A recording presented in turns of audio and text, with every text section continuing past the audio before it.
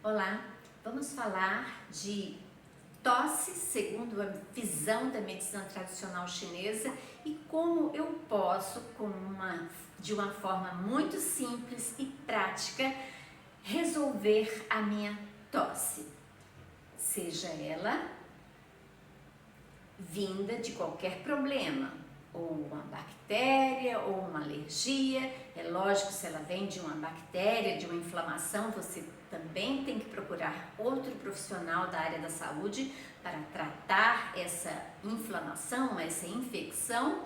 Mas se for uma tosse alérgica ou uma tosse porque você recebeu um frio muito grande, né? Houve ali uma variação de temperatura, você saiu da academia e ficou com aquela roupa molhada e você apresentou um processo de tosse, ou a sua criancinha, o seu filhinho apresentou ali uma tosse inesperada, porque ocorreu também uma variação de temperatura. Então eu estou falando dessa tosse mais simples, por variação de temperatura.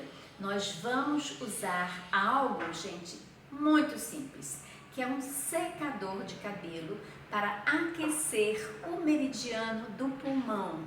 E com esse aquecimento do meridiano do pulmão, você vai perceber que a tosse vai embora. Este aqui é o meridiano do pulmão. Aqui. Bem, digitem lá no Google meridiano do pulmão para que vocês entendam e que vocês percebam a localização anatômica desse meridiano do pulmão.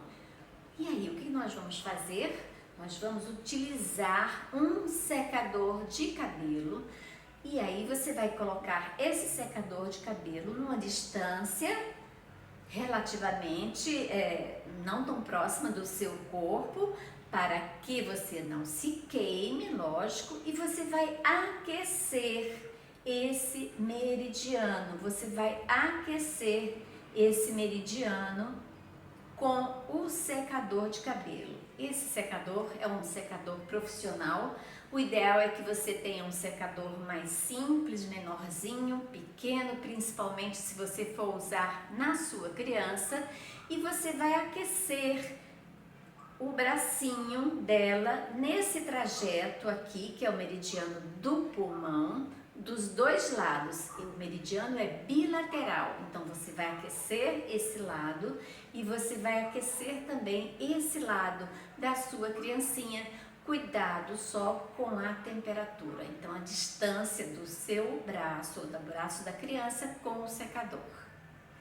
Façam isso e vocês depois me contem aqui o resultado que você obteve com essa simples técnica de aquecimento do meridiano do pulmão para aliviar a sua tosse ou a tosse do seu filhinho ou da sua filhinha. Até o próximo vídeo. Saúde para todos!